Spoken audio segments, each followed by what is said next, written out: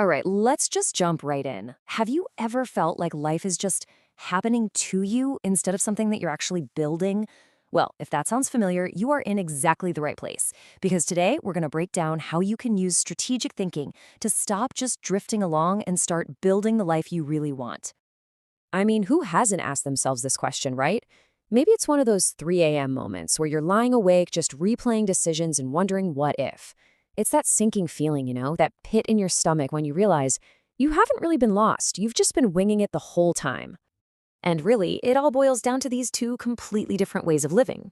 On one side, you've got what most of us do by default. We just drift, we react to whatever's happening, and we cross our fingers hoping for the best.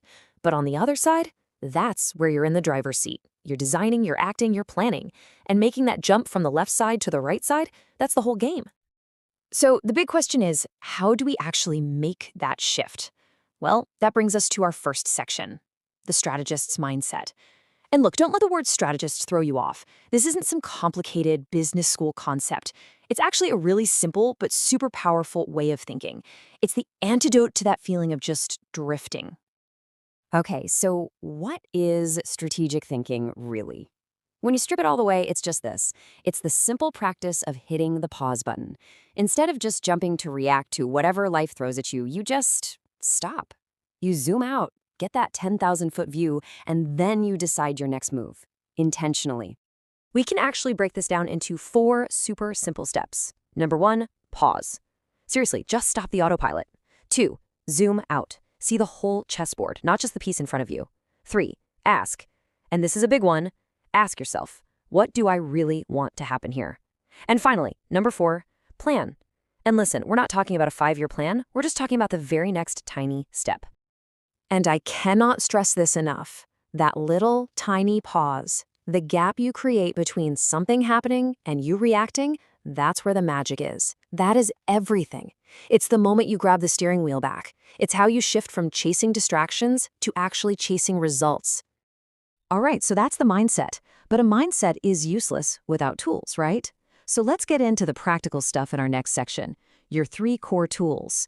And these are things you can literally start using today. Okay, tool number 1 is an absolute game changer. It's just a question you ask yourself. What would future me thank me for? So simple, but so powerful.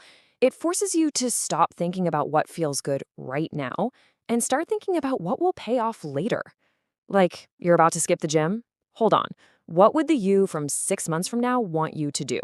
When you make this a habit, you're literally building the superpower of delayed gratification. Tool number 2 is all about focusing on systems over goals. Now, what's the difference? Well, a goal is like a wish. I want to get fit. A system, on the other hand, is the machine that makes the wish come true. It's, I work out Monday, Wednesday, Friday, and I prep my meals on Sunday. You see, the goal is the destination, but the system is the vehicle that actually gets you there, day in and day out. And here's the best part about systems. They completely kill decision fatigue. The decision is already made. You don't have to wake up and debate with yourself about going to the gym. It's Wednesday. You go to the gym on Wednesdays. You just run the play. It takes willpower right out of the equation. Now, this third tool is maybe the most powerful of all, and it's the one we always forget. It's the power of subtraction. I love this analogy. Think of your life as a garden. You can add all the good stuff you want, fertilizer, water, but if you don't pull the weeds, nothing's going to grow. Being strategic isn't just about what you add, it's about what you take away. So I challenge you to create a to-don't list. What are you going to stop doing? Is it that endless, mindless doom scrolling? Is it those conversations that just leave you feeling totally drained? Or that fake urgency that makes you feel busy but not productive? Because here's the thing, every single time you say no to one of those things, you're saying a big strategic yes to something that actually matters.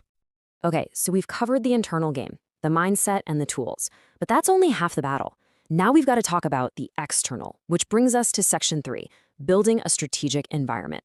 Because let's be honest, you can have the best intentions in the world, but if your surroundings are fighting you every step of the way, you're making things way harder than they need to be. And the biggest piece of your environment, it's the people you're around. I mean, think about it.